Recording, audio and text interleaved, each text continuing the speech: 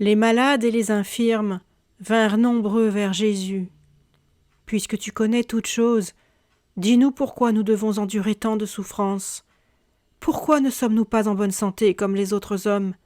Maître, guéris-nous, afin que nous devenions forts, nous aussi, et que nous sortions de notre misère. Nous savons que tu as le pouvoir de guérir tous les malades. Libère-nous de Satan et des maux terribles dont il nous accable. Aie pitié de nous. » Et Jésus leur répondit : « Heureux êtes-vous d'avoir faim de vérité, car je vous rassasierai en vous offrant le pain de la sagesse. Heureux êtes-vous d'avoir frappé, car j'ouvrirai pour vous la porte de la vie. Heureux êtes-vous de vouloir échapper au pouvoir de Satan, car je vous conduirai dans le royaume des anges de notre Mère terrestre, où le pouvoir de Satan ne peut pénétrer. » Très surpris, ils demandèrent : « Où est notre mère? Et qui sont ses anges? Où se trouve son royaume? » « Votre mère est en vous, et vous êtes en elle. C'est elle qui vous a enfanté, et qui vous a donné la vie. C'est à elle que vous êtes redevable de votre corps, et c'est à elle que vous le rendrez un jour. Heureux serez-vous lorsque vous les connaîtrez, elle et son royaume, lorsque vous recevrez les anges de votre mère et vous conformerez à ses lois. Je vous le dis en vérité, celui qui vit en harmonie avec elle ne connaîtra jamais la maladie, car le pouvoir de votre mère est infini. Il règne sur votre corps comme sur celui de tous les êtres vivants, et par lui Satan et son royaume sont anéantis. Le sang qui coule dans nos veines vient du sang de notre mère terrestre qui tombe des nuages, jaillit des profondeurs du sol, babille dans les ruisseaux des montagnes, s'écoule abondamment dans les rivières des plaines, sommeille au sein des lacs et mugit avec force dans les mers tempétueuses. L'air que nous respirons vient du souffle de notre mère terrestre. Son souffle est azuré dans les hauteurs des cieux. Il soupire au sommet des montagnes, susurre au travers des feuilles de la forêt, s'élève comme une houle au-dessus des champs de blé, s'endort dans les vallées profondes, s'échauffe dans le désert. La dureté de nos eaux provient des eaux de notre mère terrestre, les roches et les pierres. Elle se dresse nue face au ciel, au sommet des montagnes. Elle ressemble à des géants assoupis au flanc des coteaux, à des idoles érigées dans le désert. On les trouve aussi cachées à l'intérieur de la terre. La douceur de notre chair provient de la chair de notre mère terrestre, qui se teinte en jaune et en rouge quand les fruits mûrissent sur les arbres. Elle nous donne aussi la nourriture qui jaillit des sillons des champs. Nos entrailles sont formées des entrailles de notre mère terrestre. Elles sont dissimulées à nos yeux comme les profondeurs invisibles de la terre. Si nos yeux voient, si nos oreilles entendent, c'est grâce aux couleurs et aux sons de notre mère terrestre. Ils nous baignent tout entiers comme les vagues de la mer, les poissons, ou les remous de l'air, les oiseaux. Je vous le dis en vérité, l'homme est le fils de la mère terrestre, et c'est d'elle qu'il reçoit son corps, de même que le corps d'un enfant né au sein de sa mère. Je vous le dis en vérité, vous êtes un avec la mère terrestre. Elle est en vous, et vous êtes en elle. C'est d'elle que vous êtes nés, par elle que vous vivez, et en elle que vous retournerez. Aussi, observez ses lois, car personne ne peut vivre longtemps ni heureux sans l'honorer. Car votre souffle est son souffle, votre sang son sang, vos os ses os, votre chair sa chair, vos entrailles ses entrailles, vos yeux et vos oreilles, ses yeux et ses oreilles.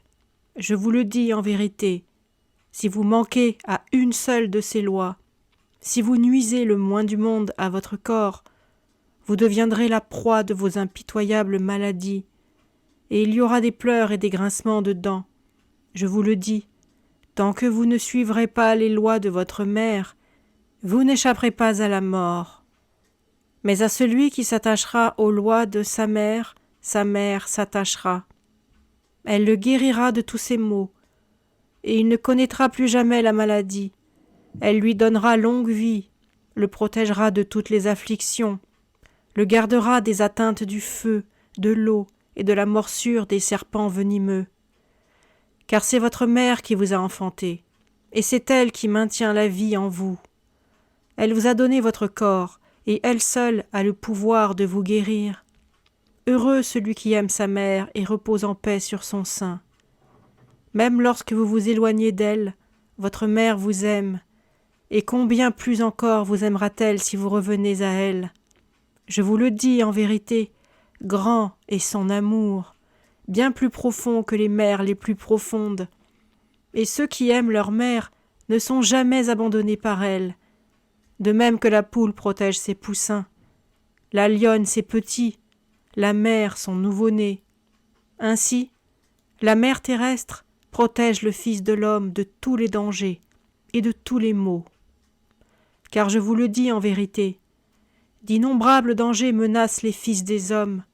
Belzébuth, le prince de tous les démons, la source du mal, demeure en attente dans le corps de tous les fils des hommes. Il est source de mort, maître de tous les fléaux, mais revêt des apparences attrayantes pour tenter et séduire les fils des hommes. Il leur promet richesse et pouvoir, de magnifiques palais, des habits d'or et d'argent, une multitude de serviteurs. Il leur promet encore renommée et gloire, joie sensuelle et luxure, plaisir de table et vin généreux, des jours d'orgie ou de paresse et d'oisiveté. Il conquiert chacun en flattant ses penchants personnels. Et dès que les fils des hommes sont devenus esclaves de toutes ces vanités et abominations, ils se payent en les dépouillant de tous les biens que la mère terrestre leur avait donnés en si grande abondance. Ils se payent sur leur souffle, leur sang, leurs os, leur chair, leurs entrailles, leurs yeux et leurs oreilles. Alors, la respiration du Fils de l'homme devient courte et difficile. Son haleine aussi fétide que celle des animaux impurs, son sang s'épaissit, évoquant l'eau des marais, il se coagule et noircit, semblable à la nuit de la mort. Ses os se déforment, deviennent fragiles et noueux. Il se désagrège, il se brise en deux comme des pierres tombant sur un rocher. Sa chair se charge de graisse et d'eau, elle se putréfie, se couvre de croûtes et d'abcès affreux. Ses entrailles se remplissent d'ordures abominables, se résolvent en flots puants de pourriture, où des vers immondes établissent leur demeure. Sa vue s'obscurcit jusqu'à ce que finalement la nuit profonde s'installe dans ses yeux. Ses oreilles n'entendent plus. Il y règne le silence du tombeau. C'est ainsi qu'au bout du compte, par ses propres erreurs, pour ne pas avoir su respecter les lois de sa mère, et pour avoir accumulé faute sur faute, le Fils de l'homme perd la vie. Tous les dons de sa mère terrestre lui sont repris, souffle, sang, os, chair, entrailles, yeux et oreilles, et en dernier lieu, la vie, dont la mère terrestre avait gratifié son corps. Mais si le Fils de l'homme reconnaît ses erreurs, s'il déplore ses péchés et ne les répète pas, s'il revient vers sa mère terrestre, si, respectant ses lois, il se libère des griffes de Satan en résistant à ses tentations, la mère terrestre l'accueillera alors à nouveau en son sein. Elle prodiguera son amour au Fils égaré et enverra ses anges pour le servir. Je vous le dis en vérité, dès que le Fils de l'homme résiste à Satan qui demeure en lui et cesse de lui obéir, à l'instant même les anges de la mère terrestre sont prêts à le servir de tout leur pouvoir et le délivrer totalement de l'emprise de Satan. Car l'homme ne peut servir deux maîtres, ou il sert Belzébuth et ses diables, ou il sert notre mère terrestre et ses anges, ou il sert la mort, ou il sert la vie. Je vous le dis en vérité. Heureux ceux qui suivent les lois de la vie et ne s'égarent pas sur les sentiers de la mort. En eux, les forces de vie s'accroîtront sans cesse et ils échapperont aux tourments de la mort. Tous ceux qui étaient auprès de Jésus écoutaient ces paroles avec étonnement, car elles étaient pleines de force. Et il enseignait d'une toute autre manière que les prêtres et les scribes. Le soleil était couché, et pourtant ils ne s'en retournaient pas chez eux. S'asseyant tout autour de Jésus, ils lui demandèrent « Maître, mais quelles sont ces lois de vie ? Reste encore avec nous, instruis-nous. Nous voulons écouter ton enseignement afin de guérir et de connaître ce qui est juste. » Alors Jésus s'assit à son tour au milieu d'eux et parla ainsi. « En vérité, je vous le dis, nul ne peut être heureux s'il ne suit la loi. » Et les autres répondirent « Nous suivons tous les lois de Moïse, telles qu'elles sont consignées dans nos saintes Écritures. » Alors Jésus parla ainsi. « Ne cherchez pas la loi dans vos Écritures, car la loi est vie, alors que l'Écriture est mort. Je vous le dis en vérité, Moïse n'a pas reçu de Dieu ses lois par l'Écriture, mais par la parole vivante. La loi est une parole de vie, proférée par le Dieu de vie, transmise à des prophètes vivants pour des hommes vivants. La loi est inscrite dans tout ce qui vit. Vous la trouverez dans l'herbe, l'arbre, la rivière, la montagne, les oiseaux du ciel, les poissons des lacs et des mers. Mais cherchez-la surtout en vous-même, car je vous le dis en vérité, tout ce qui est doué de vie est plus près de Dieu que des écrits sans vie. Dieu a créé la vie et tous les êtres vivants, de façon qu'ils soient la parole de vie éternelle qui enseigne à l'homme les lois du vrai Dieu. Dieu n'a pas écrit ses lois sur des pages de livres, mais dans votre cœur et votre esprit. Elles habitent votre souffle, votre sang, vos os, votre chair, vos entrailles, vos yeux, vos oreilles, et chacune des parties les plus infimes de votre corps. Elles sont présentes dans l'air, l'eau, la terre, les plantes, les rayons du soleil, les cimes et les abîmes. Tout ce qui vit vous parle, afin que vous puissiez comprendre la parole et la volonté du Dieu vivant. Mais vous fermez les yeux pour ne rien voir, et vous bouchez les oreilles pour ne rien entendre. Je vous le dis en vérité, l'Écriture est l'œuvre de l'homme, tandis que la vie et tous ses hôtes sont l'œuvre de Dieu. Pourquoi ne prêtez-vous pas l'oreille aux paroles de Dieu écrites dans ses œuvres ? Pourquoi étudiez-vous des Écritures mortes, œuvres de la main des hommes ? Comment pourrions-nous lire les lois de Dieu ailleurs que dans les Écritures ? Où sont-elles donc écrites ? Lis-les pour nous, là où tu les vois. Car nous ne connaissons pas d'autres Écritures que celles que nous avons héritées de nos ancêtres. Enseigne-nous les lois dont tu parles, afin qu'après les avoir entendues, nous puissions être guéris et justifiés. Jésus dit : Vous ne pouvez comprendre les paroles de vie, parce que vous vivez dans la mort. Les ténèbres obscurcissent votre vue et vos oreilles sont atteintes de surdité. Cependant, je vous le dis, il ne vous est d'aucun profit d'avoir les yeux fixés sur les Écritures dont la lettre est morte, si par vos actions vous reniez celui qui vous a donné les Écritures. Je vous le dis, les lois de Dieu n'apparaissent pas dans ce que vous faites. Elles ne sont ni dans la gourmandise, ni dans la beuverie, ni dans une vie dissipée par les excès ou la luxure, ni dans la recherche des richesses ou la haine envers vos ennemis. Car toutes ces choses sont très éloignées du vrai Dieu et de ses anges. Toutes ces choses procèdent du royaume des ténèbres et du Seigneur de tous les maux. Or, toutes ces concupiscences, vous les portez en vous-même. La parole de Dieu et sa puissance ne peuvent pas entrer en vous à cause de toutes les mauvaises pensées que vous cultivez et de toutes les abominations qui ont établi leur demeure en votre corps et en votre esprit. Si vous voulez que la parole du Dieu vivant et sa puissance vous pénètrent, ne souillez ni votre corps, ni votre esprit, car le corps est le temple de l'esprit, et l'esprit, le temple de Dieu. C'est pourquoi vous devez purifier le temple, afin que le Seigneur du temple puisse venir y occuper une place digne de lui. Fuyez toutes les tentations de votre corps et de votre esprit, tentations qui procèdent de Satan, en vous retirant à l'ombre du ciel de Dieu. Régénérez-vous et jeûnez, car je vous le dis en vérité, Satan et ses maléfices ne peuvent être chassés que par le jeûne et la prière. Rentrez chez vous et jeûnez dans la solitude, ne laissant voir à personne que vous jeûnez. Le Dieu vivant, lui, le verra, et grande sera votre récompense. Jeûnez, jusqu'à ce que Belzébuth et tous ses maléfices vous aient quittés, et que tous les anges de votre mère terrestre soient venus pour vous servir. Car je vous le dis en vérité, tant que vous n'aurez pas jeûné, vous ne serez pas délivrés de l'emprise de Satan et de toutes les maladies qui procèdent de lui. Jeûnez et priez avec ferveur, aspirant de tout cœur à recevoir la force du Dieu vivant pour parvenir à la guérison.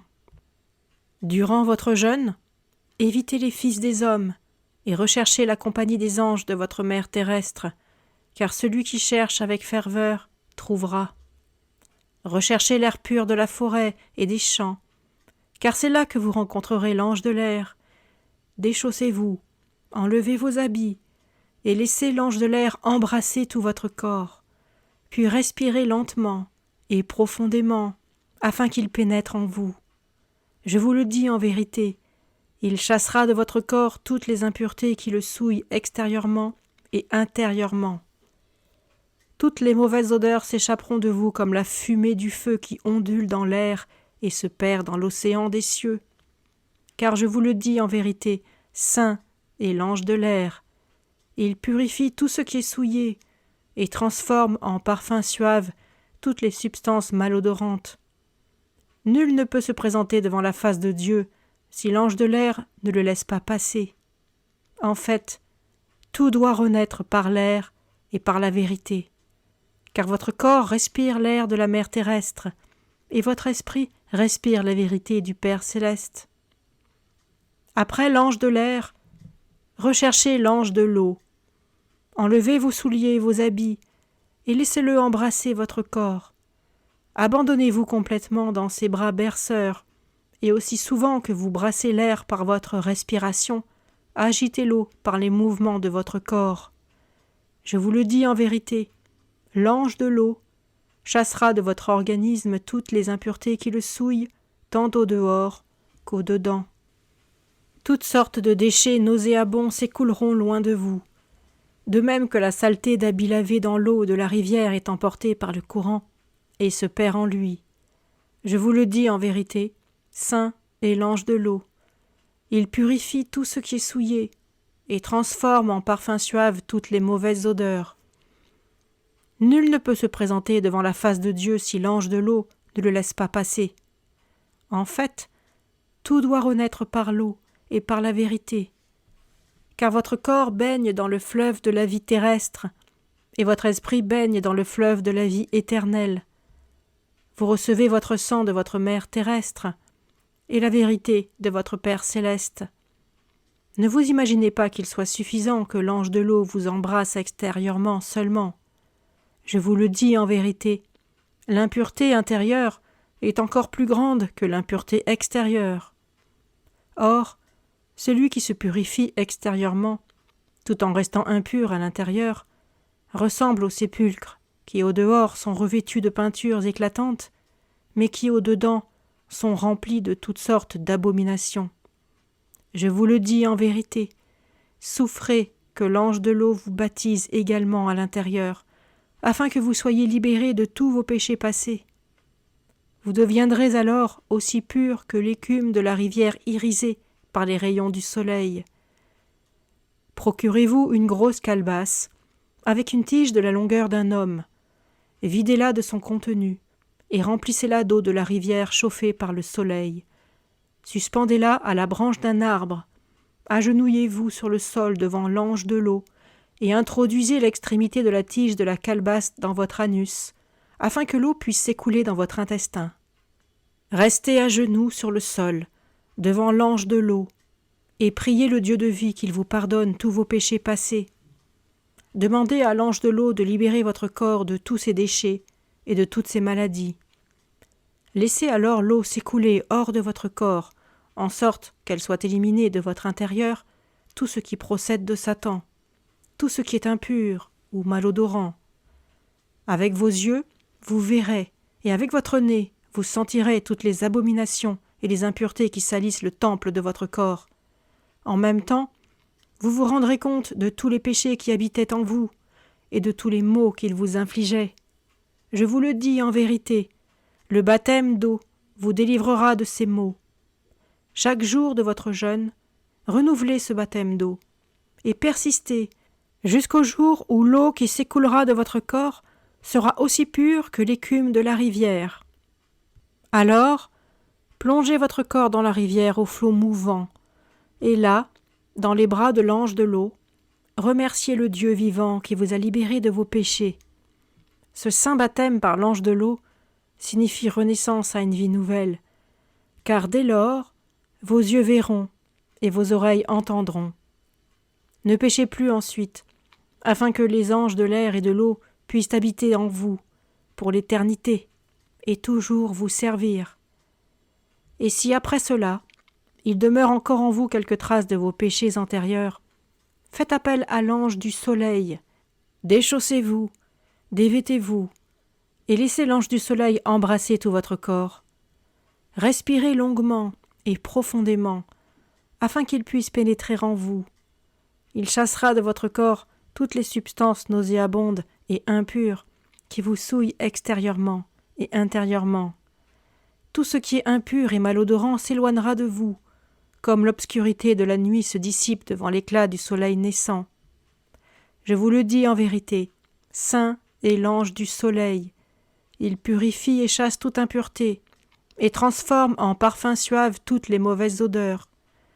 Nul ne peut se présenter devant la face de Dieu si l'ange du soleil ne le laisse pas passer. En fait, vous devez être enfanté encore une fois par le soleil et par la vérité, car votre corps est réchauffé par les rayons du soleil de votre mère terrestre, tandis que votre esprit est embrasé par la lumière solaire de vérité de votre Père céleste. Les anges de l'air, de l'eau et du soleil sont frères. Ils ont été donnés au Fils de l'homme pour le servir, pour qu'il puisse toujours faire appel à l'un ou à l'autre. Pareillement saints est leur embrasement. Ils sont les enfants indivisibles de votre mère terrestre. En conséquence, ne séparez pas ceux que le ciel et la terre ont unis. Que ces 3 anges frères puissent vous purifier chaque jour et qu'ils demeurent avec vous tout le temps de votre jeûne. Car je vous le dis en vérité, le pouvoir des démons, tous les péchés et toutes les souillures quitteront en hâte le corps qui est purifié par ces 3 anges. De même que les voleurs s'enfuient d'une demeure à l'arrivée du maître de maison, l'un prenant la fuite par la porte, l'autre par la fenêtre, le 3e par le toit, chacun s'échappant comme il le peut. De même s'enfuiront tous les démons de la maladie, tous vos péchés passés, et tous les maux qui habitaient le temple de votre corps.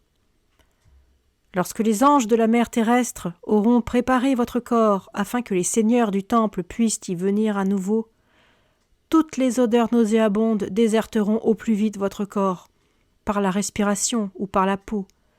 Les eaux polluées s'écouleront par votre bouche, votre peau, votre anus et vos organes sexuels. Toutes ces choses, vous les verrez avec vos yeux, vous les sentirez avec votre nez, et vous les toucherez avec vos mains. Et lorsque tous les péchés et toutes les impuretés auront quitté votre corps, votre sang deviendra aussi pur que le sang de votre mère terrestre. Votre souffle deviendra aussi pur que le parfum délicieux des fleurs, votre chair aussi pure que la chair des fruits mûrissant parmi les feuilles des arbres. L'éclat de vos yeux sera aussi vif et brillant que la lumière du soleil resplendissant dans le ciel bleu. Alors, tous les anges de votre mère terrestre seront à votre service. Votre souffle, votre sang, votre chair ne feront plus qu'un avec le souffle, le sang et la chair de la mère terrestre. Votre esprit pourra alors aussi devenir un avec l'esprit de votre Père céleste. Car, en vérité, personne ne peut atteindre le Père céleste si ce n'est au travers de la mère terrestre. De même que l'enfant ne peut comprendre l'enseignement de son père tant que sa mère ne lui a pas donné le sein, qu'elle ne l'a pas baigné, dorloté et mis dans son berceau pour dormir après avoir été nourri. La place de l'enfant en bas âge est auprès de sa mère. Quand il est plus grand, son père l'emmène au champ travailler à ses côtés, et l'enfant ne revient vers sa mère qu'à l'heure du dîner. Alors son père l'instruit, afin qu'il sache travailler comme lui. Et le jour où il voit que son fils a compris ce qui lui a été enseigné et qu'il a accompli parfaitement son ouvrage, il lui donne tous ses biens. Ils deviennent sa propriété et ainsi se perpétue l'œuvre du Père. Je vous le dis en vérité, heureux est l'enfant qui suit les conseils de sa mère, mais 100 fois plus heureux est l'enfant qui accepte et honore les conseils de son Père.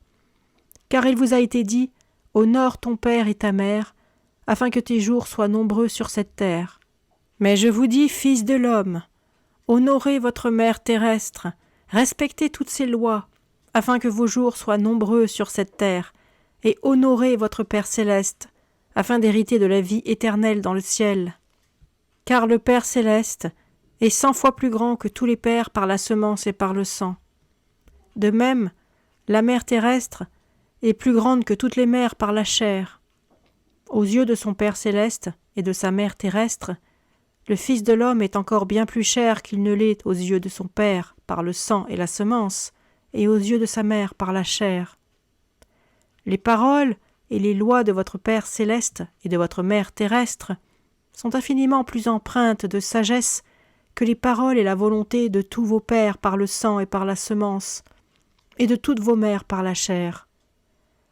D'infiniment plus grande valeur est l'héritage de votre Père céleste et de votre mère terrestre. Le royaume de vie tant terrestre que céleste est un héritage préférable à tous ceux que peuvent vous laisser vos pères par le sang et par la semence, et vos mères par la chair. Vos vrais frères sont ceux qui font la volonté de votre Père céleste et de votre mère terrestre, et non vos frères par le sang. Je vous le dis en vérité, vos vrais frères, selon la volonté du Père céleste et la mère terrestre, vous aimeront 1000 fois plus que vos frères par le sang. Car depuis Caïn et Abel, depuis le jour où des frères par le sang transgressèrent la volonté de Dieu, il n'y a plus de vraie fraternité par le sang. Des frères se conduisent comme des étrangers envers leurs frères. C'est pourquoi je vous dis d'aimer vos vrais frères selon la volonté de Dieu, 1000 fois plus que vos frères par le sang. Car votre Père céleste est amour, car votre mère terrestre est amour, car le Fils de l'homme est amour. C'est par l'amour que le Père céleste, la mère terrestre et le Fils de l'homme sont un, car l'esprit du Fils de l'homme procède de l'esprit du Père céleste et son corps de sa mère terrestre. En conséquence, soyez parfaits comme l'esprit de votre Père céleste et le corps de votre mère terrestre. Aimez votre Père céleste comme il aime votre esprit. Aimez votre mère terrestre comme elle aime votre corps.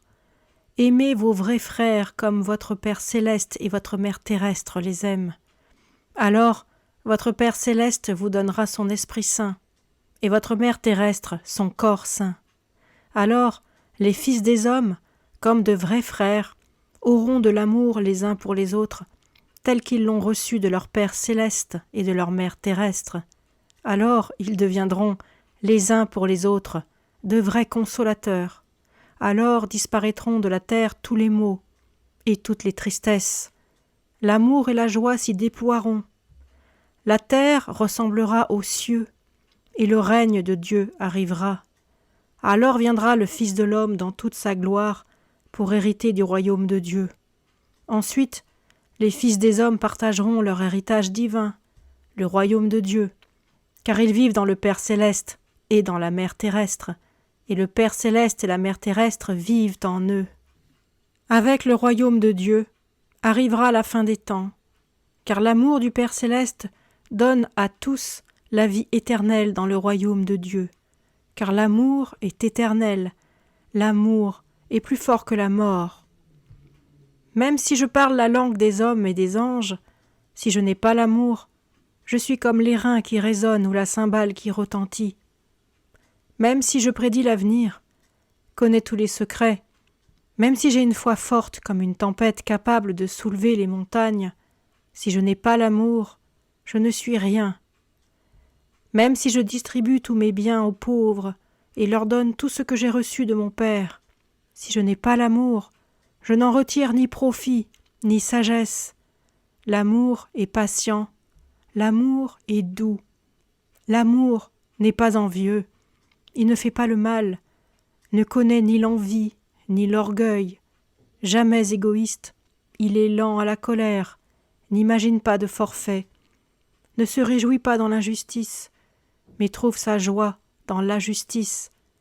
L'amour explique tout, l'amour croit tout, l'amour espère tout, l'amour supporte tout.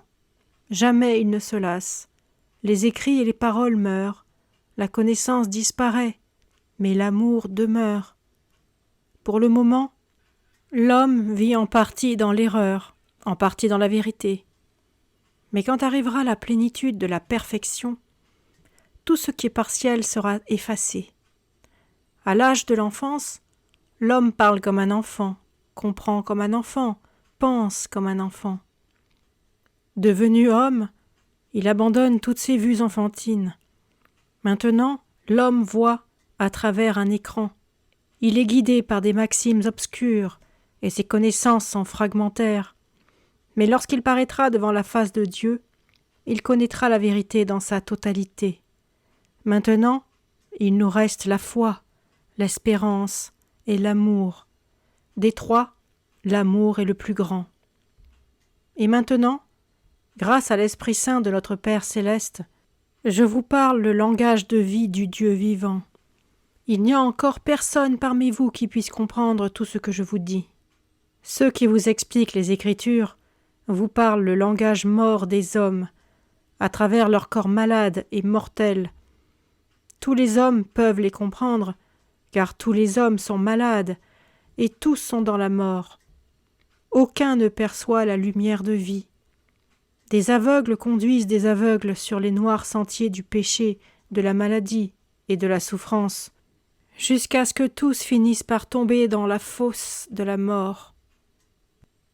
Je suis envoyé par le Père, afin de faire briller devant vous la lumière de vie. La lumière s'éclaire elle-même et dissipe les ténèbres, tandis que les ténèbres ignorent la lumière.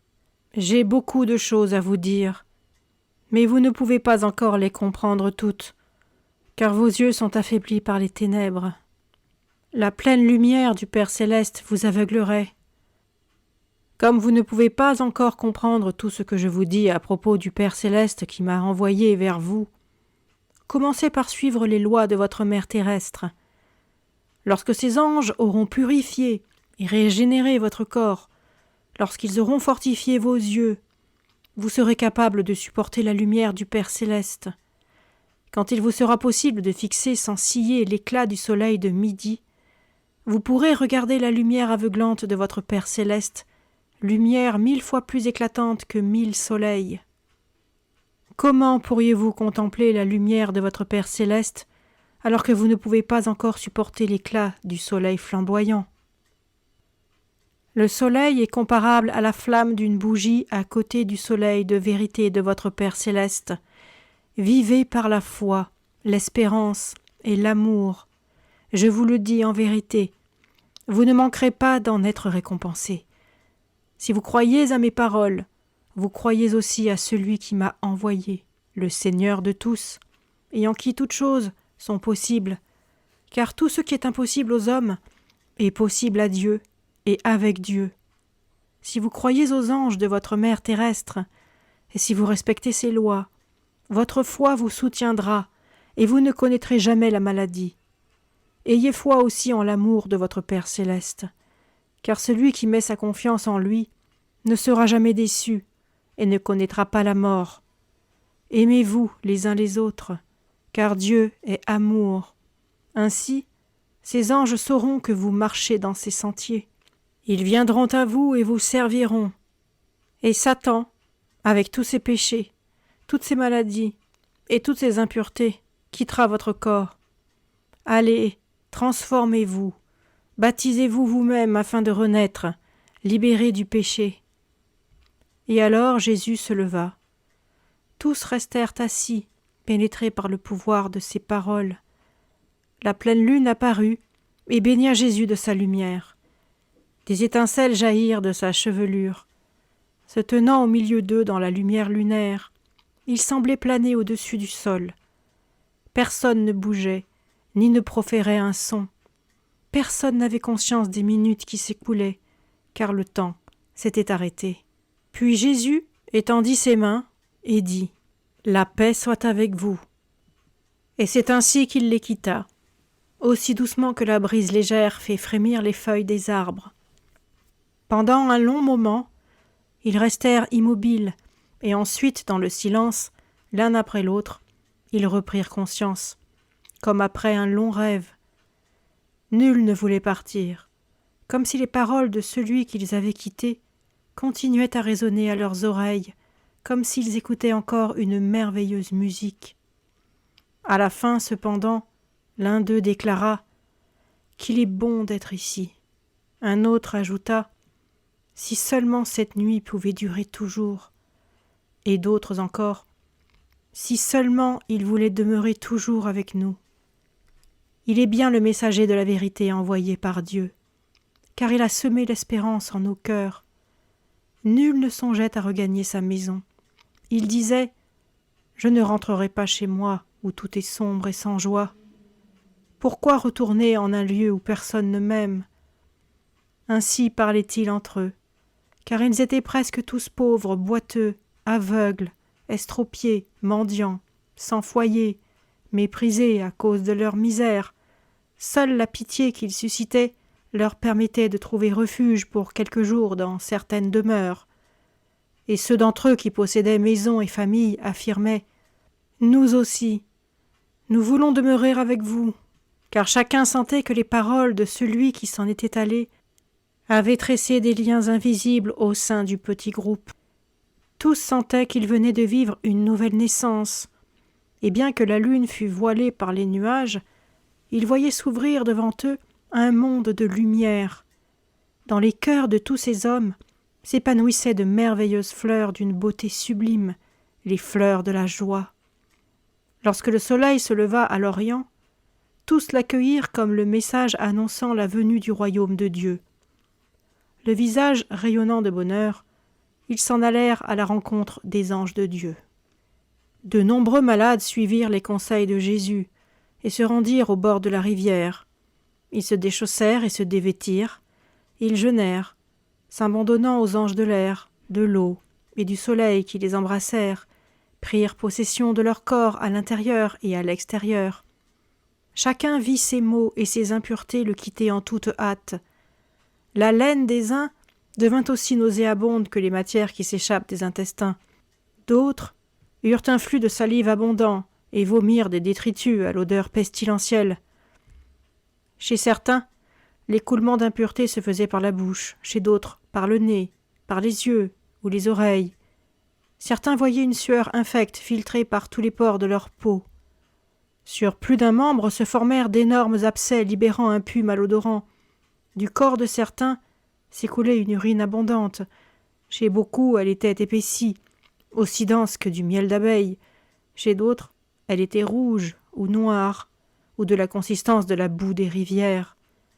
La plupart expulsaient de leurs intestins des vents putrides, semblables au souffle de démons, et ils dégageaient une puanteur insupportable. Lorsqu'ils se baptisèrent eux-mêmes, l'ange de l'eau entra dans leur corps. Il s'en écoula alors toutes les abominations et toutes les impuretés de leur vie passée. Comme une cascade descend de la montagne, ainsi de leur corps s'écoulait dure ou molle d'abondante matière. Le sol où ces flux s'étaient répandus fut souillé, et l'odeur devint si épouvantable que personne ne put rester en ce lieu. Les démons quittèrent leurs entrailles sous la forme d'innombrables vers qui grouillaient dans le limon pollué par tous ces excréments. Ils se tordaient de rage impuissante, furieux d'être ainsi expulsés des entrailles des fils des hommes par l'ange de l'eau. Sur ces vers s'appliqua alors le pouvoir de l'ange du soleil. Ils périrent en des contorsions désespérées. Tous tremblèrent de terreur lorsqu'ils virent les horreurs de Satan dont les anges les avaient délivrés. Ils rendirent alors grâce à Dieu de leur avoir envoyé ses anges pour les sauver. Quelques-uns étaient tourmentés par des maux terribles dont ils ne pouvaient se débarrasser. Ne sachant que faire, ils décidèrent d'envoyer un messager vers Jésus pour le prier de revenir. À peine 2 d'entre eux étaient-ils partis le quérir, qu'ils virent Jésus marchant le long de la rivière. Leurs cœurs s'emplirent d'espérance et de joie lorsqu'ils entendirent sa salutation. « La paix soit avec vous ». Nombreuses étaient les questions qu'ils désiraient lui poser, mais, à leur grand étonnement, ils demeurèrent silencieux, aucune idée ne se présentant à leur esprit. Jésus leur dit « Je suis venu parce que vous avez besoin de moi. » Et l'un d'eux s'écria « Oui, Maître, nous avons besoin de toi. Délivre-nous de nos maux. » Alors Jésus leur parla en parabole. « Vous êtes semblables au fils prodigue, qui pendant de nombreuses années s'adonna au festin et à la boisson, passant avec ses amis toutes ses journées dans la débauche et le libertinage. Chaque semaine, sans que son père le sache, il contractait de nouvelles dettes et gaspillait sans compter. Les usuriers lui avançaient toujours de nouvelles sommes, parce que son père possédait de grandes richesses et payait chaque fois les dettes de son fils. C'est en vain que le père, par de doux reproches, avait essayé de corriger son fils. Celui-ci faisant fi de toutes ses exhortations à renoncer à la débauche pour aller dans les champs surveiller le travail des serviteurs. À chaque fois, le fils promettait tout ce qu'on lui demandait, pour que ses anciennes dettes fussent payées, mais le lendemain, il recommençait de plus belle. Pendant plus de 7 années, il persista dans cette vie déréglée. À la fin, cependant, le père perdit patience et refusa de payer aux usuriers les dettes de son fils. « Si je continue à payer chaque fois, se dit-il, il n'y aura point de fin au péché de mon fils. » Alors, les usuriers déçus se saisirent du fils pour en faire leur esclave, afin que, par son travail journalier, il puisse leur rembourser l'argent qu'ils lui avaient avancé. Alors festin, beuverie et excès prirent brutalement fin. Du matin jusqu'au soir, à la sueur de son front, le fils devait arroser les champs, et il souffrit dans tout son corps de ce travail dont il n'avait pas l'habitude. Il lui fallut vivre de pain sec, n'ayant pour l'amollir que des larmes. Après avoir terriblement peiné dans la chaleur et la fatigue durant 3 jours, il dit à son maître « Je ne peux plus travailler. Tous mes membres me font mal. Combien de temps vas-tu encore me tourmenter ? Jusqu'au jour où, par le travail de tes mains, tu m'auras remboursé toutes tes dettes. Ainsi, dans 7 ans, tu seras libre. » Le fils, désespéré, répondit en pleurant « Mais je ne pourrai jamais supporter cette vie plus de 7 jours. Aie pitié de moi, car tous mes membres me brûlent et me torturent. » L'usurier s'écria « Travaille. Pendant 7 années, tu as dissipé tes jours et tes nuits en débauche. Maintenant, tu dois travailler durant 7 ans. Je ne te pardonnerai rien tant que tu ne m'auras pas remboursé tes dettes jusqu'à la dernière drachme. » Désespéré, le fils s'en retourna au champ continuer son travail. Lorsque vint le 7e jour, jour du sabbat, durant lequel personne ne travaille, il pouvait à peine se tenir debout tant étaient grandes ses douleurs et sa fatigue. Alors, il rassembla ce qui lui restait de force et se rendit en chancelant à la demeure de son père. Se jetant à ses pieds, il lui dit « Père, crois-moi et pardonne-moi toutes mes offenses. Je te fais serment que jamais plus je ne vivrai dans la débauche. Je serai désormais un fils obéissant en toutes choses. Délivre-moi des griffes de mon oppresseur. Père, regarde mes membres douloureux et ne durcis point ton cœur. » Alors les larmes jaillirent des yeux du père. Il prit son fils dans ses bras et dit « Soyons dans l'allégresse, car aujourd'hui une grande joie nous est donnée. Mon fils bien-aimé, que j'avais perdu, est enfin retrouvé. » Il le revêtit des plus beaux vêtements, et tout au long du jour, ils fêtèrent leur bonheur. Le lendemain matin, le père donna à son fils un sac d'argent afin de payer tous ses créanciers. Lorsque le fils revint à la maison, le père lui dit « Mon fils, vois combien il est facile, par une vie de débauche, de contracter des dettes dont le remboursement exige 7 ans de dur labeur. Père, Il est déjà très dur de les rembourser pendant 7 jours. » Alors le père mit son fils en garde. « C'est pour cette fois seulement qu'il t'a été permis de payer tes dettes en 7 jours au lieu de 7 ans. Le reste t'a été remis. Mais veille à l'avenir à ne pas t'endetter à nouveau. Car je te le dis en vérité, ton père ne te pardonnera pas une nouvelle fois parce que tu es son fils. Pour toute dette nouvelle, tu devras travailler durement pendant 7 années, ainsi qu'il est prescrit dans nos lois. Mon père, à partir de ce jour, je serai ton fils obéissant et aimant, et je ne ferai plus aucune dette, car j'ai appris combien il est dur de les payer. » Le fils se rendit alors dans les champs de son père, et contrôla chaque jour le travail des laboureurs. Jamais il n'imposa un labeur trop dur aux ouvriers, car il se rappelait sa propre peine. Les années passèrent. Grâce à son zèle, il accrut la fortune qui lui était confiée et rapporta à son père 10 fois plus que ce qu'il avait gaspillé durant ces 7 années de débauche. Lorsque le père eut constaté que son fils se montrait humain envers les ouvriers et prenait grand soin de toutes ses possessions, il lui dit « Mon fils, je vois que mes biens sont en de bonnes mains.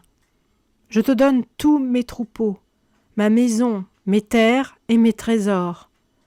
Qu'ils constituent ton héritage, continue à le faire fructifier, afin que je puisse me réjouir en toi. » Lorsque le fils reçut l'héritage de son père, il remit leurs dettes à tous les débiteurs qui ne pouvaient s'en acquitter, car il n'avait pas oublié qu'à lui aussi, sa dette avait été remise lorsqu'il ne pouvait la payer.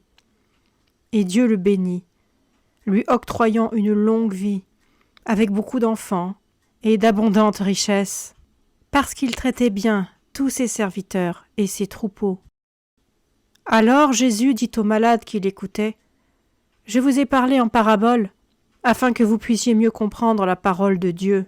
Les 7 ans de festin, de beuverie et de débauche représentent les péchés du passé. Satan est le méchant créancier. Les dettes sont les maladies. Le dur travail symbolise les douleurs. Le fils prodigue, c'est vous-même. Le paiement des dettes se fait en chassant hors de vous les démons et les malades pour guérir votre corps. Le sac d'argent reçu du Père, c'est le pouvoir libérateur des anges. Le Père est Dieu. Les possessions du Père sont constituées par la terre et les cieux. Les serviteurs du Père sont les anges. Les champs du Père, c'est le monde qui sera changé en royaume des cieux, si les fils de l'homme s'accordent pour travailler en union avec les anges du Père céleste. Car je vous le dis en vérité, il est préférable que le fils obéisse à son père et surveille les serviteurs de son père dans les champs, plutôt que de s'exposer à devenir le débiteur du mauvais créancier et de devoir travailler à la sueur de son front, comme un esclave, pour rembourser toutes ses dettes. Il est préférable que les fils de l'homme obéissent aux lois de leur Père céleste et travaillent en accord avec les anges dans son royaume, plutôt que de devenir les débiteurs de Satan, le Seigneur de la mort, le maître de tous les péchés et de toutes les maladies. Cela vaut mieux que de devoir payer ses péchés par des maux et de la sueur.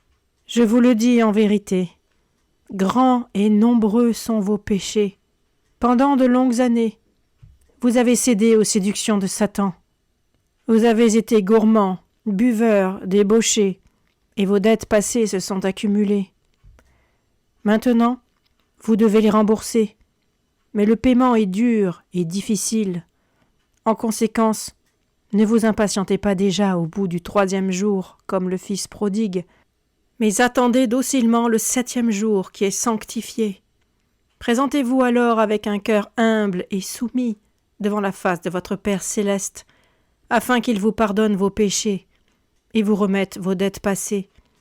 Je vous le dis en vérité, votre Père céleste vous aime d'un amour infini, car lui aussi vous permet de payer en 7 jours vos dettes de 7 ans. À ceux qui doivent payer les dettes de 7 années et persévèrent jusqu'au 7e jour, le Père céleste remettra ses dettes. Un malade qui souffrait d'horribles maux demanda « Et si nous péchons durant 7 fois 7 ans ?» Dans ce cas, le Père céleste vous pardonnera toutes vos dettes en 7 fois 7 jours. Heureux ceux qui persévèrent jusqu'au bout, car les démons de Satan écrivent toutes vos mauvaises actions dans un livre, le livre de votre corps et de votre esprit. Je vous le dis en vérité, il n'y a pas une seule action coupable qui ne soit écrite, et cela depuis le commencement du monde. Or, s'il vous est possible d'échapper aux lois faites par les rois, pas un des fils de l'homme n'échappera à celles de Dieu. Lorsque vous comparaîtrez devant sa face, les démons de Satan se porteront témoins contre vous à cause de vos actes, et Dieu verra vos péchés inscrits dans le livre de votre corps et de votre esprit. Si vous vous repentez de vos péchés, et si vous faites appel aux anges de Dieu, chaque jour que vous passerez dans le jeûne et la prière vous sera alors aussitôt compté, et les anges de Dieu effaceront du livre de votre corps et de votre esprit une année de mauvaises actions. Lorsque la dernière page sera ainsi effacée et blanchie, vous pourrez vous présenter devant la face de Dieu, et Dieu se réjouira en son cœur, et vous pardonnera tous vos péchés. Il vous délivrera des griffes de Satan et de ses maladies. Il vous recevra dans sa demeure et ordonnera à ses serviteurs et à ses anges de se mettre à vos ordres. Il vous accordera une longue vie, et vous ne ressentirez plus jamais les atteintes de la maladie. Si, à partir de cet instant, vous passez vos jours à accomplir les œuvres de Dieu, les anges de Dieu inscriront toutes vos bonnes actions dans le livre de votre corps et de votre esprit. Je vous le dis en vérité, aucune bonne action ne reste ignorée de Dieu, et cela depuis le commencement du monde. Car de vos rois et de vos gouverneurs, vous pouvez attendre en vain votre récompense, tandis que Dieu reconnaît toujours vos bonnes actions. Et lorsque vous comparaîtrez devant sa face, ses anges se porteront témoins de vos bonnes actions, et Dieu les verra inscrites dans vos corps et dans vos esprits, et il s'en réjouira. Il bénira votre corps, votre esprit et vos actes, vous donnant pour héritage son royaume terrestre et céleste, afin que vous y trouviez la vie éternelle. Heureux celui qui peut entrer dans le royaume de Dieu, car il ne connaîtra jamais la mort. Après ces paroles, un grand silence se fit. Ceux qui étaient découragés puisèrent dans ce discours une force nouvelle. Ils continuèrent à jeûner et à prier. Le malade qui avait parlé en premier dit « Je veux persévérer jusqu'au 7e jour ». Et de même, le deuxième déclara « Moi aussi, je veux persévérer jusqu'à 7 fois 7 jours ». Jésus leur répondit « Heureux ceux qui persévèrent, car ils hériteront de la terre. » Nombre d'entre eux ne tenaient plus sur leurs jambes. Ils réussissent péniblement à se traîner devant Jésus et le supplièrent « Maître, nous sommes torturés par le mal. Dis-nous ce que nous devons faire. » Ils lui montrèrent leurs membres difformes, aux os tordus et noueux, et lui expliquèrent « Les anges de l'air, de l'eau, du soleil n'ont pas apaisé nos douleurs. Pourtant, nous nous sommes baptisés nous-mêmes. Nous avons jeûné et prié. Nous avons suivi tes conseils en toutes choses. Je vous le dis en vérité, vos os seront guéris. Ne perdez pas courage. Rapprochez-vous plutôt du guérisseur des eaux, l'ange de la terre, car ils proviennent de la terre, et y retourneront. » Il leur indiqua de la main un endroit de la berge où l'écoulement de l'eau et la chaleur solaire avaient transformé la terre en boue argileuse. « Plongez vos membres dans la vase, afin que l'ange de la terre puisse chasser de vos os toutes les impuretés et toutes les maladies. Vous verrez Satan et vos douleurs fuir son embrassement. Les nodosités de vos os et tous vos maux disparaîtront. » Les malades suivirent ses conseils, sachant qu'ils seraient guéris. Or, il y en avait là d'autres encore qui enduraient de terribles souffrances, bien qu'ils eussent persisté dans leur jeûne. Consumés par une fièvre intense, ils étaient à bout de force. Lorsqu'ils cherchaient à se lever de leur litière pour s'approcher de Jésus, la tête leur tournait comme s'ils étaient secoués par un vent impétueux. Chaque fois qu'ils tentaient de se mettre debout, ils retombaient. Jésus alla vers eux et leur dit « Vous souffrez, car Satan et ses maladies tourmentent votre corps. Mais ne craignez rien, car leur pouvoir sur vous touche à sa fin. En effet, Satan ressemble à un homme envieux et coléreux entrant dans la maison de son voisin pendant son absence pour le voler. Mais quelqu'un avertit l'homme qu'on était en train de dévaliser sa maison. Aussi revint-il en hâte.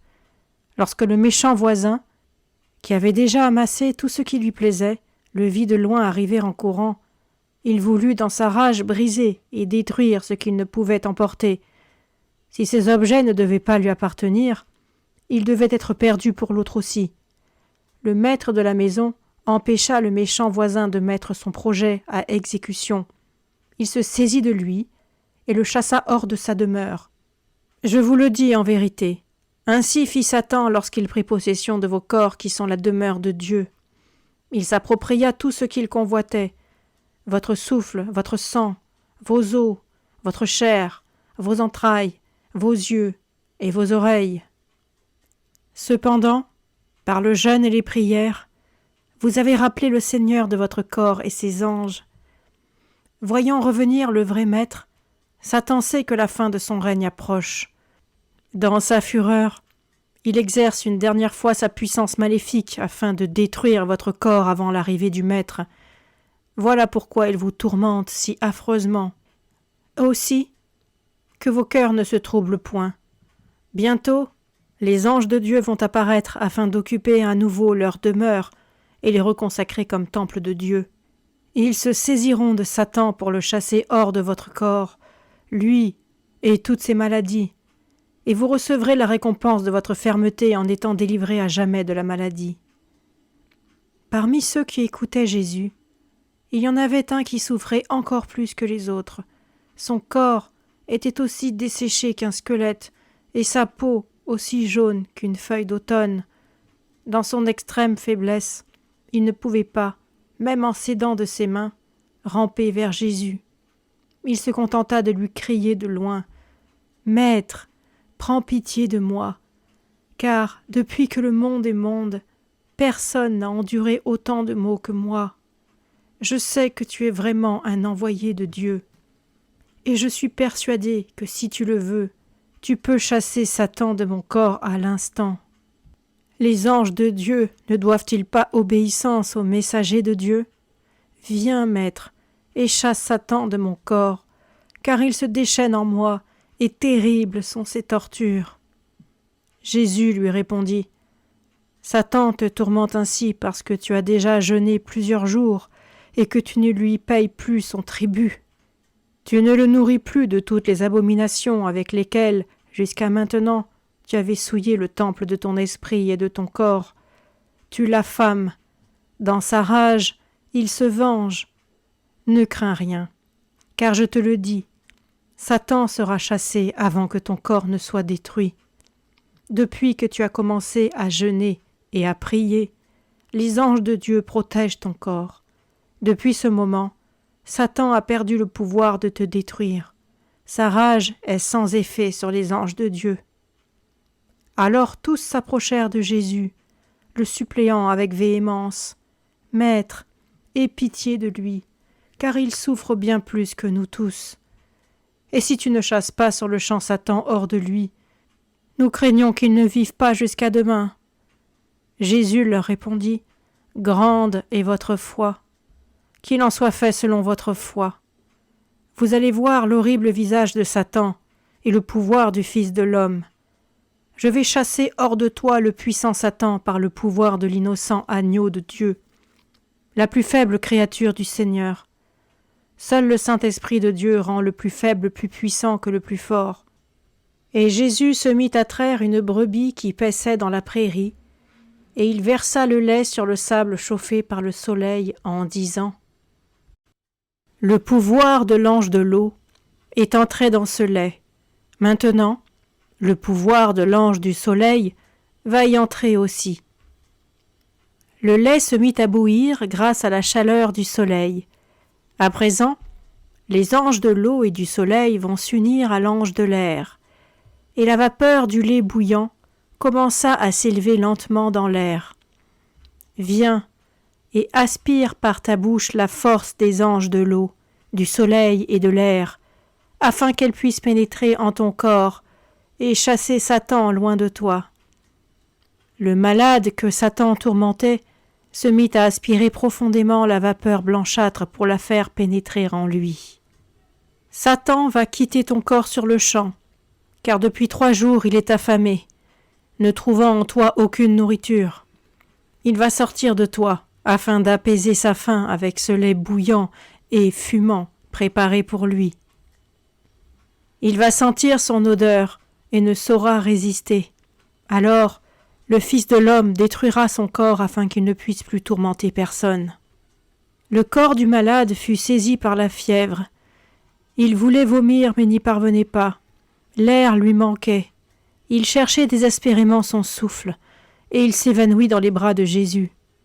Maintenant, Satan va quitter ce corps. Regardez-le. Et Jésus montra la bouche ouverte du malade. Alors, tous virent avec surprise et terreur Satan sortir sous l'aspect d'un horrible ver qui se dirigeait vers le lait bouillant. Jésus prit dans ses mains 2 pierres tranchantes pour écraser la tête de Satan. Puis, il tira hors de la bouche du malade le corps entier du monstre qui était presque aussi long qu'un homme. Aussitôt, le malade recommença à respirer, et toutes ses douleurs cessèrent. Plein d'effroi, les autres considéraient le corps infect de Satan. « Vois quelle bête abominable tu portais et nourrissais en ton sein depuis tant d'années. Je l'ai fait sortir de toi et mise à mort, afin qu'elle ne te tourmente plus jamais.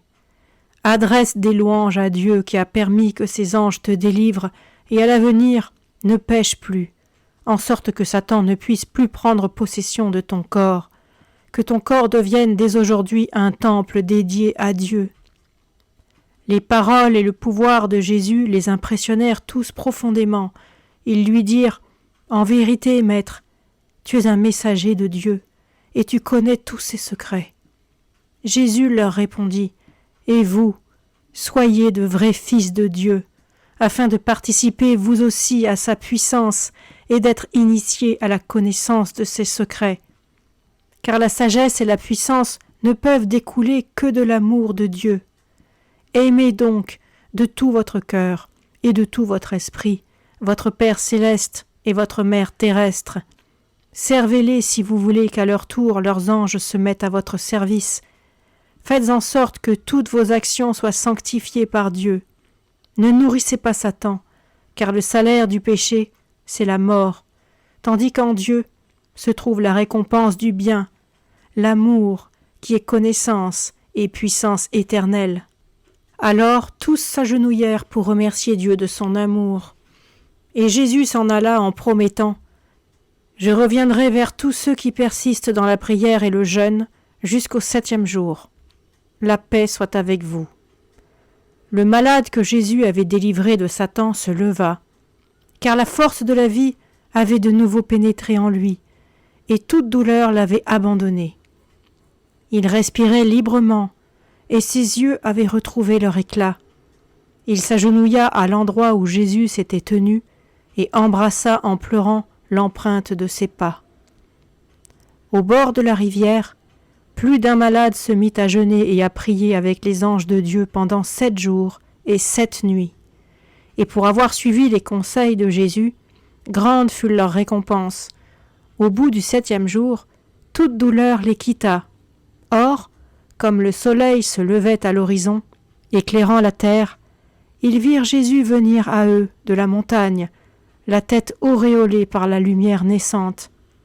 La paix soit avec vous. Dans le plus profond silence, ils s'agenouillèrent devant lui et touchèrent le bord de son manteau en signe de remerciement pour leur guérison. Ce n'est pas moi qu'il faut remercier, mais votre Mère terrestre qui vous a envoyé ses anges guérisseurs. Allez, et ne péchez plus, afin de ne plus redevenir la proie de la maladie. Faites en sorte que les anges guérisseurs restent vos gardiens. » Ils lui répondirent « Où devons-nous aller, Maître ? Dis-le-nous, toi qui portes les paroles de la vie éternelle. Dites-nous quels sont les péchés que nous ne devons pas commettre pour ne plus jamais connaître la maladie. » Jésus déclara « Qu'il en soit fait selon votre foi, et il s'assit au milieu d'eux. Il a été enseigné à vos ancêtres, honore ton Père céleste et ta Mère terrestre, et suis leurs commandements, afin que tes jours soient prolongés sur la terre. Aussitôt après ce commandement, il en fut donné un deuxième, tu ne tueras point, car la vie a été donnée à tous par Dieu, et ce que Dieu a donné, il n'appartient pas à l'homme de le reprendre. Je vous le dis en vérité, c'est d'une mère unique que procède tout ce qui vit sur terre. Voilà pourquoi celui qui tue son frère. De cet homme criminel, la mère terrestre se détournera. Elle le privera de son sein vivifiant, et ses anges le fuiront. Satan prendra alors demeure en son corps, et la chair des animaux abattus deviendra son propre tombeau. Car je vous le dis en vérité, celui qui tue se tue lui-même, et celui qui mange la chair des animaux abattus mange le corps de la mort. Dans son sang, chaque goutte de leur sang devient poison. Dans son haleine, leur haleine devient fétide. Dans sa chair, leur chair, abcès purulent. Dans ses os, leurs os se pétrifient. Dans ses intestins, leurs intestins se putréfient. Dans ses yeux, leurs yeux s'écaillent. Et dans ses oreilles, leurs oreilles forment des sécrétions cireuses. Leur mort deviendra sa mort. Seulement si vous servez votre Père céleste, vos dettes de 7 années vous sont pardonnées en 7 jours. Satan, lui, ne vous remet rien. Vous devez le payer pour tout. Œil pour œil, dent pour dent, main pour main, pied pour pied, brûlure pour brûlure, blessure pour blessure, vie pour vie, mort pour mort, car la rançon du péché, c'est la mort. Ne tuez pas, et ne mangez jamais la chair de vos innocentes victimes, sinon vous deviendrez les esclaves de Satan. Ce chemin est celui de la souffrance qui conduit à la mort. Agissez au contraire selon la volonté de Dieu, afin que ses anges puissent vous servir sur le sentier de la vie. Obéissez donc à ces paroles de Dieu. Voilà, je vous ai donné chaque plante portant semence se trouvant sur la terre, et chaque arbre dont le fruit porte graine. Faites-en votre nourriture. À chaque animal sur terre, à chaque oiseau dans l'air, et à tout ce qui rampe sur le sol, à toutes ces bêtes dans lesquelles il y a un souffle de vie, je donne l'herbe verte pour nourriture. Le lait des bêtes qui se meuvent et vivent sur la terre sera aussi pour vous une nourriture. Au même titre que je leur donne l'herbe verte, je vous donne le lait. Mais la chair et le sang qui vivifient les animaux, vous ne les mangerez pas. Je vous demanderai compte de leur sang bouillonnant, leur sang dans lequel demeure l'âme. Je vous demanderai compte de chaque animal tué, de même que des âmes de tous les hommes tués. Car moi, le Seigneur votre Dieu, je suis un Dieu fort et jaloux, punissant les enfants de l'iniquité des pères jusqu'à la 3e et 4e génération, et faisant miséricorde durant des milliers de générations à ceux qui m'aiment et suivent mes commandements. Aime le Seigneur ton Dieu de tout ton cœur, de toute ton âme et de toute ta force. Tel est le premier et le plus grand commandement. Et voici le second qui lui est semblable. Aime ton prochain comme toi-même. Il n'y a pas de plus grand commandement que ces deux-là. Après avoir entendu ces paroles, tous demeurèrent silencieux. Puis l'un d'eux s'écria « Maître, que dois-je faire lorsque je vois dans la forêt une bête sauvage déchirer mon frère? Dois-je laisser périr mon frère ou bien tuer la bête sauvage? Si je la tue, transgresserai-je la loi ?» Jésus répondit « Au début des temps, il vous a été dit « Toutes les bêtes qui se meuvent sur terre, tous les poissons des mers et tous les oiseaux de l'air ont été soumis à votre pouvoir. Je vous le dis en vérité, de toutes les créatures qui vivent sur la terre, seul l'homme a été créé à l'image de Dieu.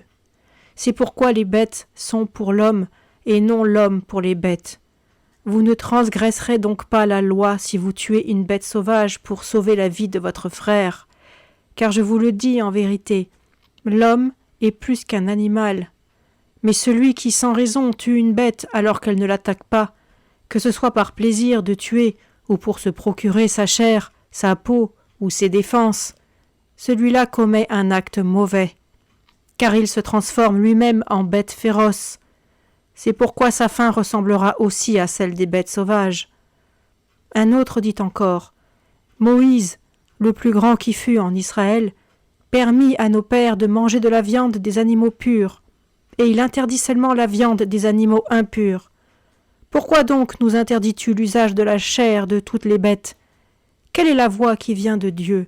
Est-ce celle de Moïse ou la tienne? » Jésus répondit, « Dieu a donné à vos pères, par l'entremise de Moïse, 10 commandements. Ces commandements sont trop durs, déclarèrent vos pères, et ils ne purent y obéir. Plein de compassion pour son peuple, et ne voulant pas qu'il périsse, Moïse lui donna alors 10 fois 10 commandements, un peu moins durs, afin qu'il puisse les suivre. Je vous le dis en vérité, si vos ancêtres avaient été capables de suivre les 10 commandements de Dieu, Moïse n'aurait pas eu besoin de donner ces 10 fois 10 commandements. Car celui dont les pieds sont solides comme la montagne de Sion n'a pas besoin de béquilles, mais celui dont les membres sont trop affaiblis en a besoin pour marcher. Et Moïse dit au Seigneur, « Mon cœur est rempli de tristesse, car mon peuple court à sa perte. » En fait, ce sont des gens sans discernement, inaptes à comprendre tes commandements. Ils sont comme de petits enfants qui ne saisissent pas encore les paroles de leur Père. Permets, Seigneur, que je leur donne d'autres lois, afin qu'ils ne périssent pas. S'ils ne peuvent être avec toi, Seigneur, fais en sorte qu'ils ne soient pas contre toi. De cette façon, ils se maintiendront jusqu'au temps où ils seront mûrs pour tes paroles, et où tes lois pourront leur être révélées. » Moïse brisa alors les 2 tables de pierre sur lesquelles les 10 commandements étaient gravés, et il leur donna en lieu et place 10 fois 10 commandements. De ces 10 fois 10 commandements, les scribes et les pharisiens ont fait 100 fois 10 commandements, et ils ont chargé vos épaules de fardeaux écrasants, fardeaux qu'ils ne savent pas porter eux-mêmes. Plus les commandements sont près de Dieu, et moins il est nécessaire qu'ils soient nombreux. Plus ils s'éloignent de Dieu, et plus leur nombre augmente. Voilà pourquoi les scribes et les pharisiens ont tant de lois. Celles du Fils de l'homme sont 7, celles des anges 3, et celle de Dieu est 1. Je vous enseigne seulement les lois que vous êtes à même de comprendre pour devenir des hommes et suivre les 7 lois du Fils de l'homme.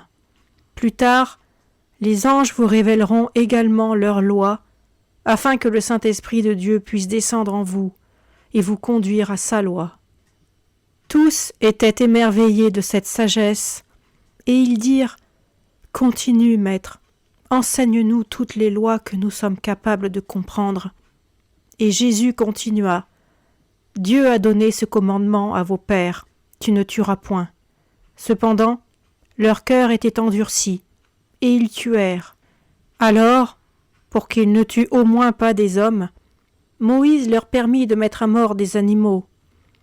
Mais le cœur de vos pères s'endurcit encore plus, et ils tuèrent indifféremment hommes et bêtes. Quant à moi, je vous dis, ne tuez ni hommes ni bêtes, et ne détruisez pas les aliments que vous portez à votre bouche, car si vous mangez des aliments vivants, ils vous vivifieront. Mais si vous tuez pour obtenir votre nourriture, la chair morte vous tuera à son tour, car la vie procède seulement de la vie, et de la mort ne sort toujours que de la mort. Tout ce qui tue vos aliments tue aussi votre corps, et tout ce qui tue votre corps tue également votre âme. Vos corps deviennent semblables à votre nourriture, de même que vos esprits deviennent semblables à vos pensées. Voilà pourquoi vous ne devez rien manger de ce que le feu, le froid ou l'eau ont transformé. Car les aliments cuits, gelés ou avariés brûlent, refroidissent et empoisonnent aussi votre corps. Ne soyez pas comme un laboureur insensé qui sèmerait sur sa terre des graines cuites, gelées ou gâtées. L'automne venu, il ne récolterait rien dans ses champs, et grande serait sa détresse. Au contraire, soyez comme le laboureur qui sème dans son champ des graines pleines de vie. Alors, ces champs portent des épis de froment gonflés de vie, lui rendant au centuple les graines qu'il y avait semées.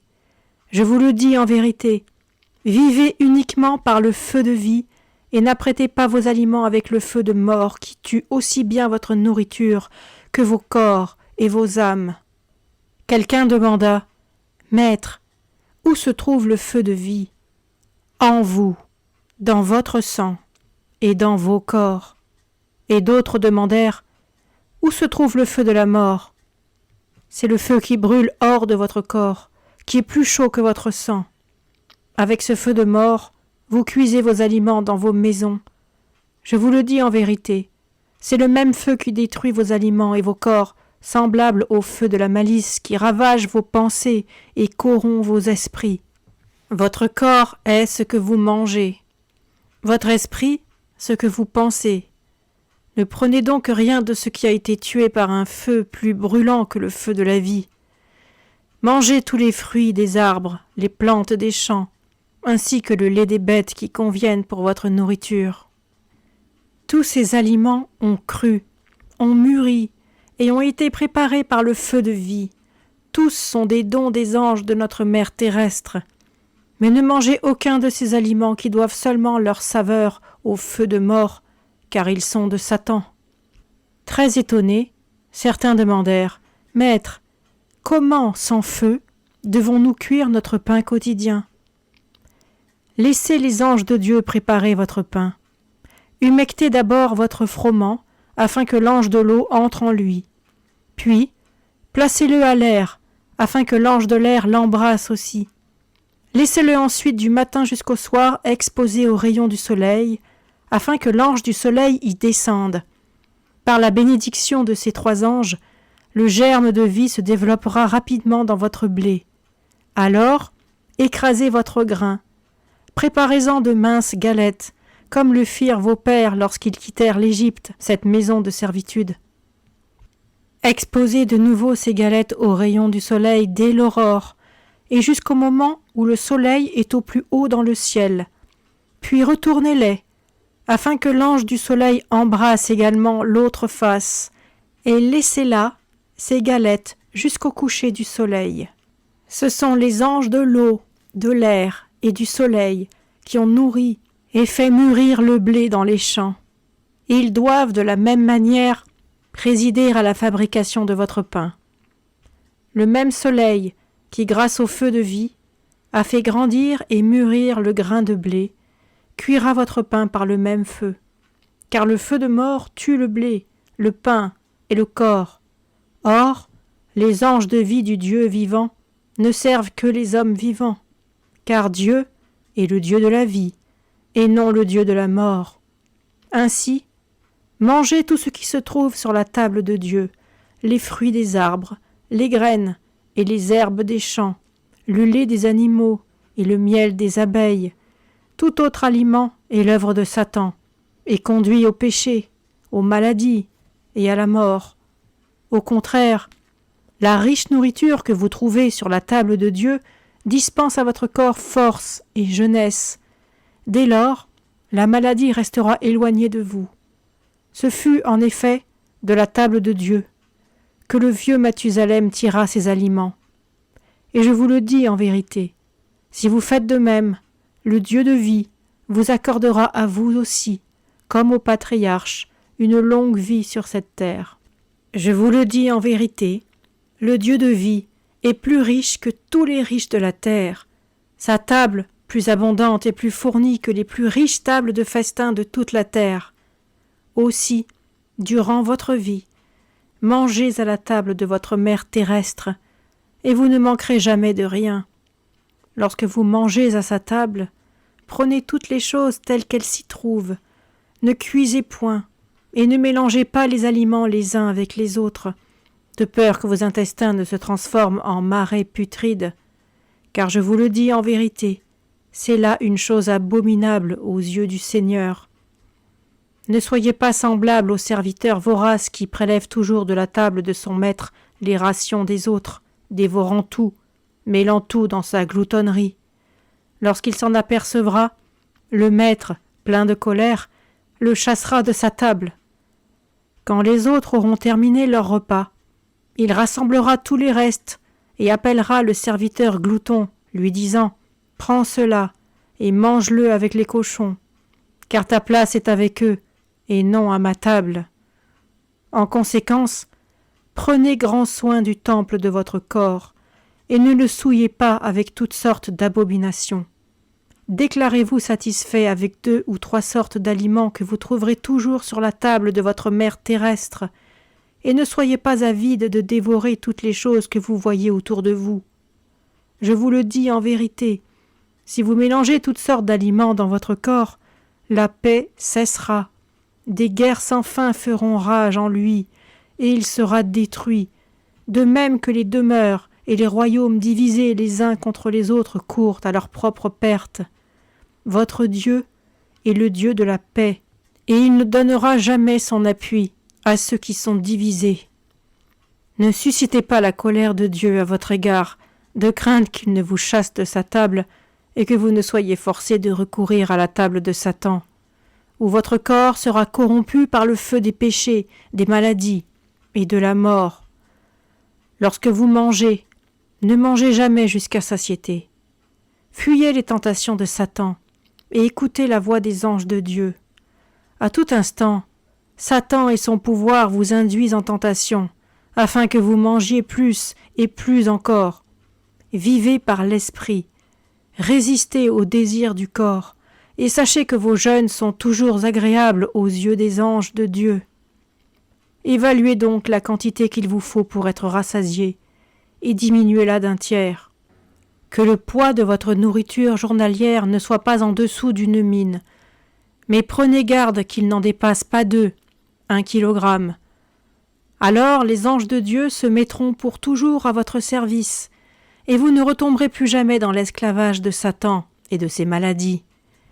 Ne troublez pas l'œuvre des anges dans votre corps en faisant des repas trop fréquents, car je vous le dis en vérité, celui qui mange plus de 2 fois par jour accomplit en lui l'œuvre de Satan. Les anges de Dieu abandonnent alors son corps, et aussitôt Satan en prend possession. Mangez uniquement lorsque le soleil est à son point culminant dans le ciel, et une seconde fois lorsqu'il s'est couché. Ainsi, vous ne connaîtrez jamais la maladie, car ceux qui procèdent de la sorte trouvent faveur aux yeux du Seigneur. Et si vous voulez que les anges de Dieu se réjouissent en votre corps et que Satan s'enfuit bien loin de vous, ne prenez place qu'une seule fois par jour à la table de Dieu. Ainsi, vos jours seront prolongés sur la terre, car cette manière de faire est agréable aux yeux du Seigneur. Ne mangez que si la table de Dieu est dressée devant vous, et ne mangez que ce que vous trouverez sur cette table. Je vous le dis en vérité, Dieu connaît bien ce dont votre corps a besoin et quand il en a besoin. Dès le début du mois de mai, mangez de l'orge. Durant le mois de juin, mangez du froment, la plus parfaite parmi les herbes pourtant graines. Faites votre pain quotidien avec du froment, afin que le Seigneur puisse prendre soin de vos corps.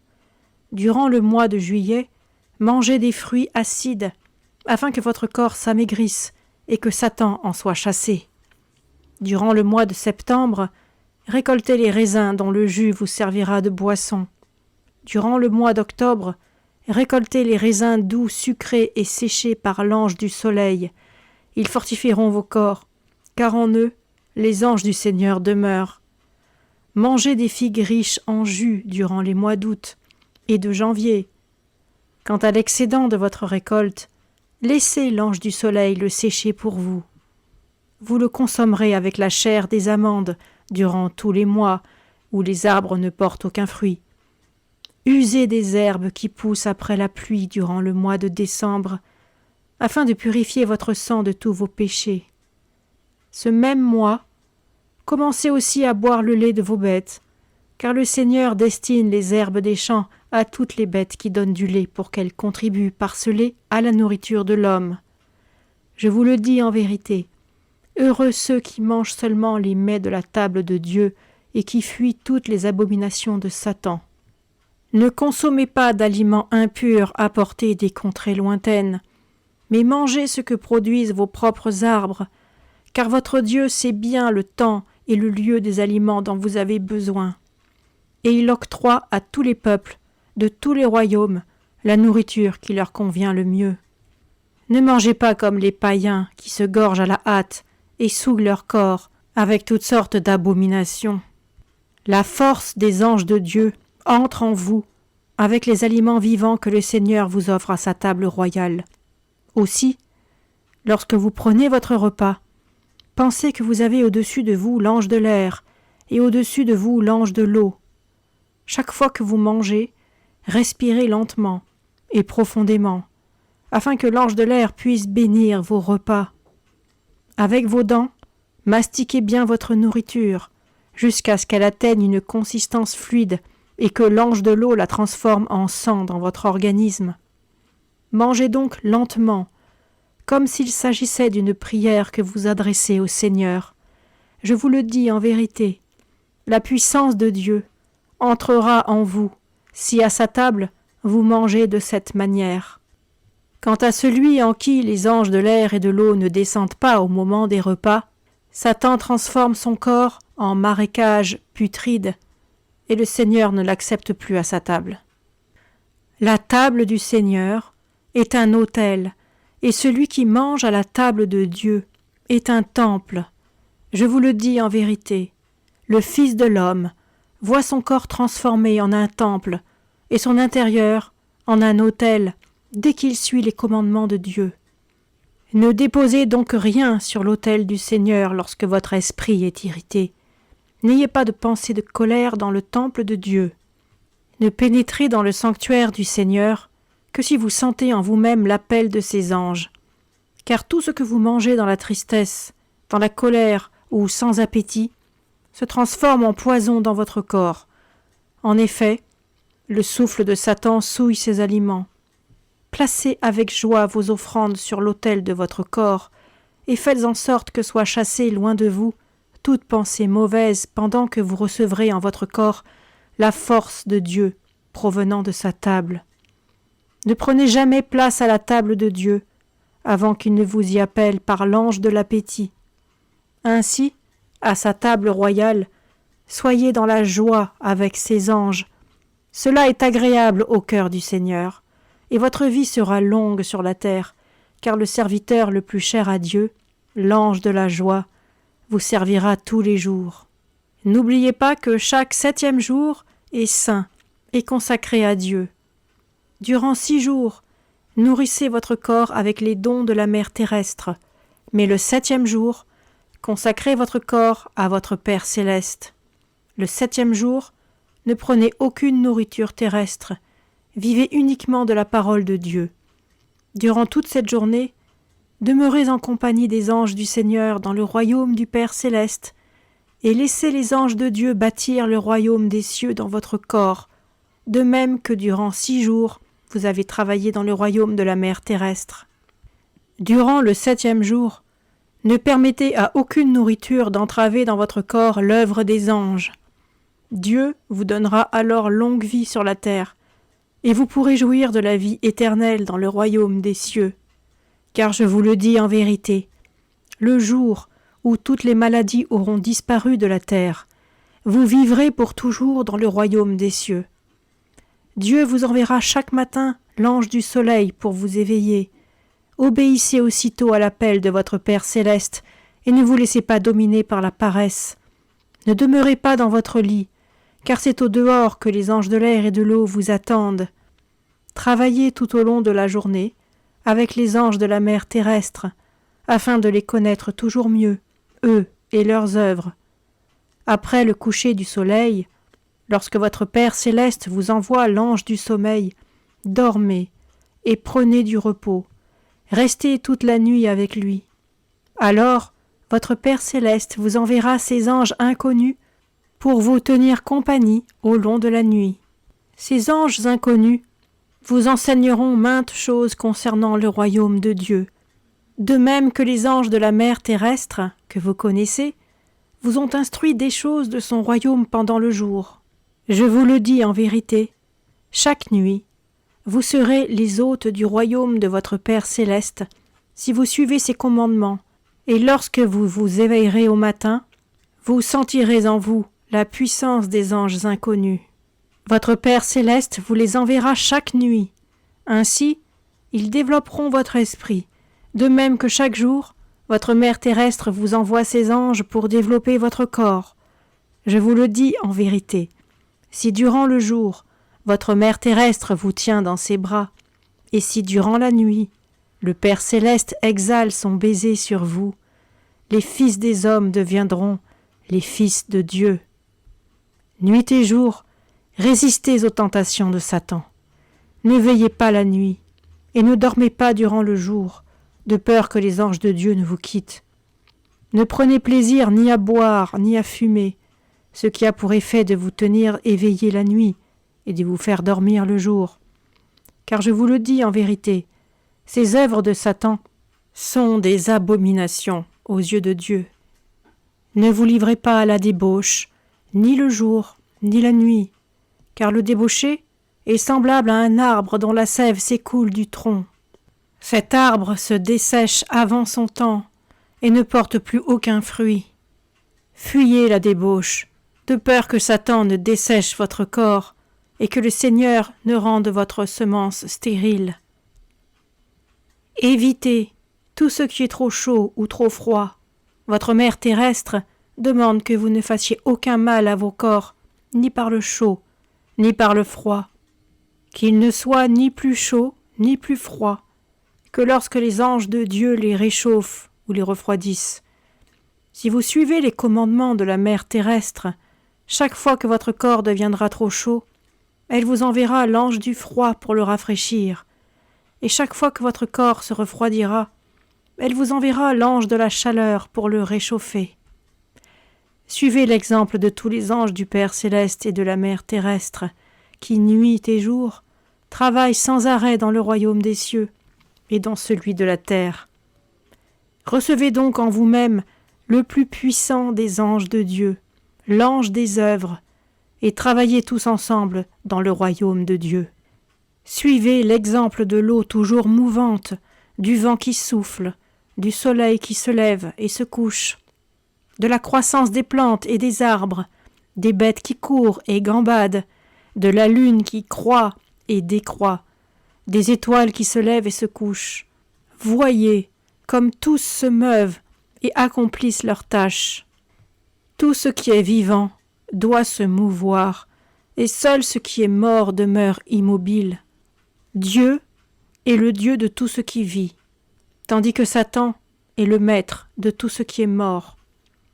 Servez le Dieu vivant, afin que le courant éternel de vie puisse vous soutenir et que vous échappiez à l'immobilité de la mort. Travaillez sans relâche à instaurer le royaume de Dieu, de crainte d'être précipité dans le royaume de Satan.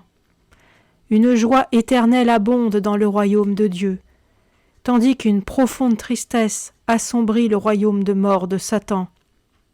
Soyez de vrais fils de votre mère terrestre et de votre Père céleste, afin de ne pas tomber sous le joug de Satan. Alors, votre mère terrestre et votre Père céleste vous enverront leurs anges pour vous instruire, vous aimer et vous servir. Ils inscriront les commandements de Dieu dans vos cerveaux, vos cœurs et vos mains. Ainsi, vous pourrez connaître, sentir et appliquer les commandements de Dieu.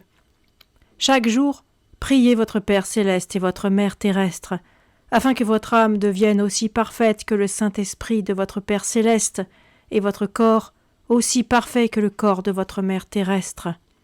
Si vous comprenez, sentez et exécutez leurs commandements, tout ce que vous demanderez dans vos prières vous sera donné, car la sagesse, l'amour et la puissance de Dieu surpassent tout. Priez donc ainsi votre Père céleste. Notre Père qui es aux cieux, que ton nom soit sanctifié, que ton règne vienne, que ta volonté soit faite sur terre comme au ciel. Donne-nous aujourd'hui notre pain quotidien. Remets-nous nos dettes, comme nous les remettons à nos débiteurs. Et ne nous induis point en tentation, mais délivre-nous du mal. Car c'est à toi qu'appartiennent en toute éternité le règne, la puissance et la gloire. Amen. Et priez ainsi votre Mère terrestre. Notre Mère qui es sur la terre, que ton nom soit sanctifié, que ton règne vienne et que ta volonté s'accomplisse en nous comme en toi. Les anges que tu mandes à ton service, envoie-les aussi vers nous. Pardonne-nous nos fautes, comme nous expions toutes nos fautes envers toi. Ne permets pas que nous devenions la proie de la maladie, mais délivre-nous de tout mal, car c'est à toi qu'appartiennent la terre, le corps et la santé. Amen. Et tous, avec Jésus, prièrent le Père céleste et la Mère terrestre. Ensuite, Jésus leur dit encore : de même que votre corps a été régénéré par les anges de votre Mère terrestre, puisse votre esprit être régénéré par les anges de votre Père céleste. Devenez donc de véritables fils de votre Père, ainsi que de votre Mère, et de vrais frères des fils des hommes. Jusqu'à présent, vous avez été en guerre avec votre Père, votre Mère et vos frères. Vous avez servi Satan. À partir d'aujourd'hui, vivez en paix avec votre Père céleste, avec votre Mère terrestre et avec vos frères, les fils des hommes. Que votre seule lutte soit contre Satan, afin qu'il ne vous ravisse pas votre paix. Je vous donne la paix de votre Mère terrestre pour votre corps, et la paix de votre Père céleste pour votre esprit. Puisse leur double paix régner parmi les fils des hommes. Venez à moi, vous qui êtes fatigués et endurez des malheurs et des afflictions. Ma paix vous fortifiera et vous consolera, car elle est infiniment pleine de joie. C'est la raison pour laquelle je vous salue toujours de cette manière. La paix soit avec vous. Saluez-vous de la même façon les uns les autres, afin qu'en votre corps puisse descendre la paix de votre Mère terrestre, et en votre esprit la paix de votre Père céleste. Alors seulement vous serez en paix entre vous, car le royaume de Dieu sera en vous. Et maintenant, retournez vers vos frères avec lesquels vous avez été en guerre jusqu'à présent, et apportez-leur aussi la paix. Bienheureux ceux qui recherchent la paix, car ils trouveront la paix de Dieu. Allez, et ne péchez plus, et donnez à chacun votre paix, de même que je vous donne ma paix. Ma paix procède de Dieu, la paix soit avec vous. Sur ces paroles, il les quitta, et sa paix descendit sur eux tous. Dans leur cœur prit place l'ange de l'amour, dans leur tête la sagesse de la loi, et dans leurs mains le pouvoir de la renaissance. Ils s'en retournèrent parmi les fils des hommes pour apporter la lumière de la paix à ceux qui luttaient encore dans les ténèbres, et ils se séparèrent se saluant l'un l'autre ainsi. La paix soit avec vous.